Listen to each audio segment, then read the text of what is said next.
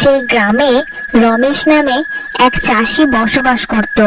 রমেশ তার জমিদারের ভাগের জমির অংশে চাষবাস করত। তার ছিল দুটো বউ। বড় বউ কমলা সারাদিন ঘর সংসারের কাজ করত। অন্যদিকে ছোট বউ সুরুচি ছিল সারাদিন তার লম্বা চুল নিয়ে ব্যস্ত। সেই গ্রামে লম্বা চুল একমাত্র সুরুচিরই ছিল, আর তার জন্য তার অনেক অহংকারও ছিল। তার বর রমেশ তার লম্বা চুলের জন্য দামি দামি তেল এনে তার মাথায় মালিশ করে দিত।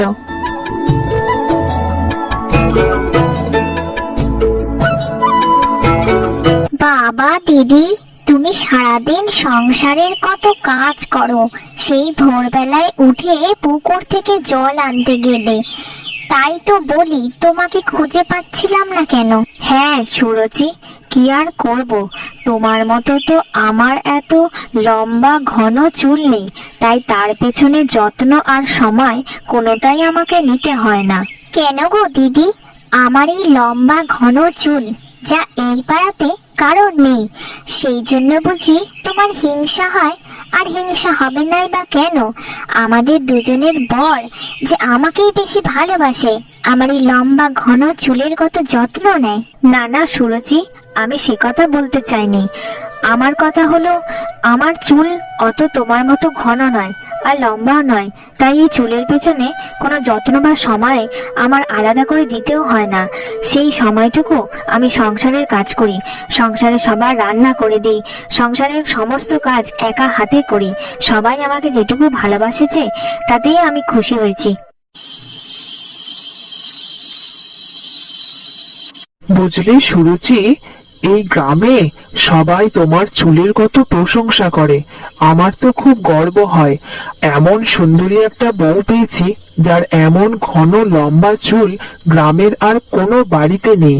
এমনকি জমিদার বাবুর স্ত্রীরও এত বড় লম্বা চুল নেই। তাই তো বলি আমার কপাল অনেক ভালো যে তোমার মতো একটা বউ পেয়েছি। তুমি বরং আমার জন্য একটা দামি তেল এনে দিও। আমার চুলের জন্য একটা দামি তেল লাগবে। সেই তেল ব্যবহার করে আমি চাই আমার চুল আরো সুন্দর হয়ে উঠুক। তাছাড়া এই লম্বা চুলের জন্য আমাকে কি আর কম মানুষে হিংসে করে নাকি? সে যে হিংসে করছে করুক, আমি বরং তোমার জন্য একটা দামি তেল শহর থেকে কিনে আনবো।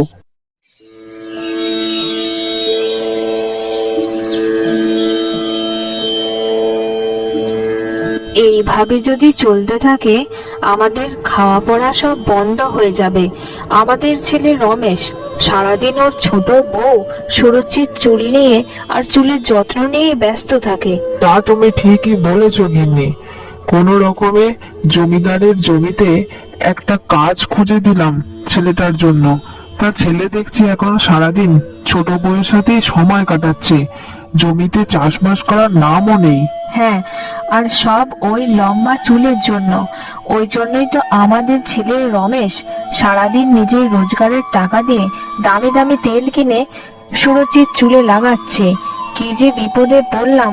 আর সুরুচির ওই লম্বা চুলের জন্য আমাদের ছেলের বড় বউ কমলাও সংসারে এত কাজ করা সত্ত্বেও ছেলের মন পায় না।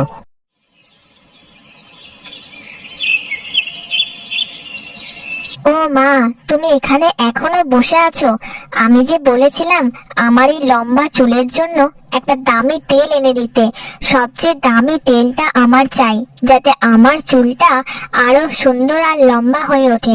সে নিয়ে তুমি চিন্তা করো না বউ, আমি তোমার জন্য দামি তেল এনে নিজের হাতে তোমার মাথার চুলে।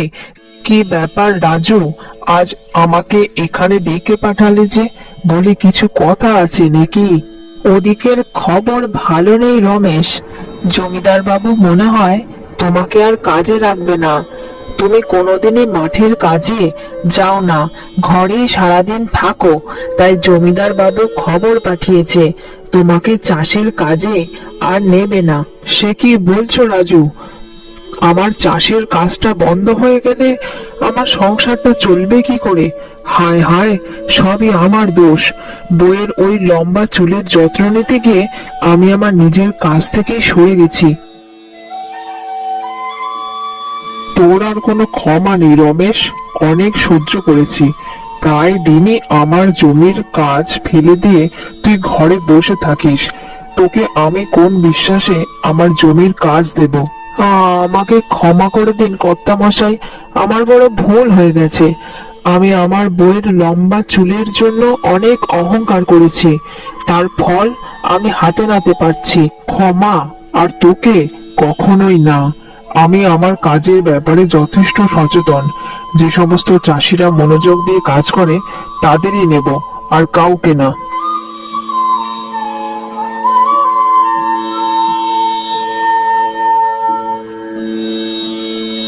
দেখেছো বৌমা, শুধু রূপ থাকলেই হয় না, তোমার এই লম্বা চুলের মাসুল আজ আমার ছেলেটাকে দিতে হলো। এখন আমাদের সংসারটা চলবে কি করে? না না, আমার জন্য অজান্তে এই সংসারের এত ক্ষতি হয়ে গেল। আমি থাকতে এটা হতে দিতে পারি না। আমার চুল অত্যন্ত প্রিয়, কিন্তু এই পরিবারটাকেও আমাকে বাঁচাতে হবে, যে করেই হোক।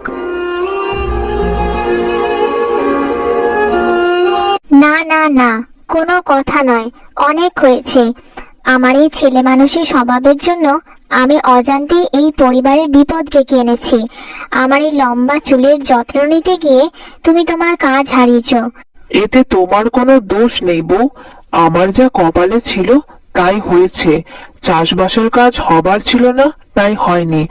ভাবছি একটা দোকান খুলবো, যদিও তার জন্য অনেক টাকার প্রয়োজন। দেখি কিভাবে কি করা যায়।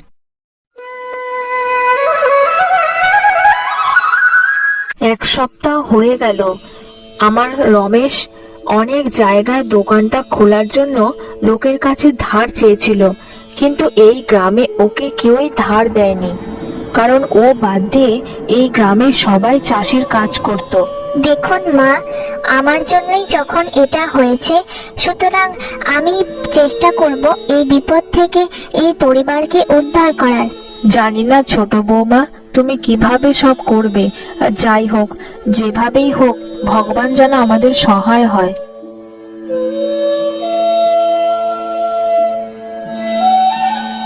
যাক বাবা, এখন অনেকটা শান্তি লাগছে। আমার ওই ঘন লম্বা চুলটা দোকানে বিক্রি করে দিয়ে অনেকটা টাকা পেলাম। ওই টাকা দিয়ে আমাদের নতুন দোকান খোলা হবে। তারপর সেই দোকানের জিনিস বিক্রি করে আমরা সবাই শান্তি মতো ভাবে সংসারে থাকতে পারবো।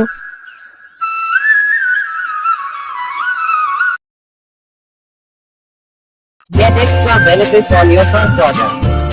Find products from the best selection. চিন্তার আর কোনো কারণ নেই মা, একটা নতুন দোকান খোলা হবে, সিঙ্গাড়ার দোকান। কমলা দিদি খুব সুন্দর সিঙ্গাড়া রান্না করতে পারে, তাই আমি ঠিক করেছি একটা সুন্দর সিঙ্গাড়ার দোকান খোলা হবে। দোকানের জন্য যা টাকা লাগবে আমি তার জোগাড় করে ফেলেছি। সে কি বৌমা, তোমার এত শখের লম্বা চুলটাকে তুমি বিক্রি করে দিলে? না না, আমরা কিন্তু সেটা চাইনি। বিশ্বাস করো, তোমার ওই লম্বা চুল আমাদেরও সবার খুব ভালো লাগতো, তাই বলে অত সুন্দর চুলটাই তুমি বিক্রি করে দিলে? তাতে কি হয়েছে মা, আমি বুঝতে পেরেছি কোনো জিনিস নিয়ে মানুষের অহংকার করা ঠিক নয়। আমার এই ঘন লম্বা চুল নিয়ে যথেষ্ট অহংকার ছিল, তার ফল আমার স্বামীর সমেত গোটা পরিবারকেই ভোগ করতে হয়েছে। ঠিক আছে বৌমা, তুমি যা ভালো বুঝেছো সেটাই করেছো। এখন আমাদের দোকানটা শুরু করতে হবে। সত্যি কথা বলতে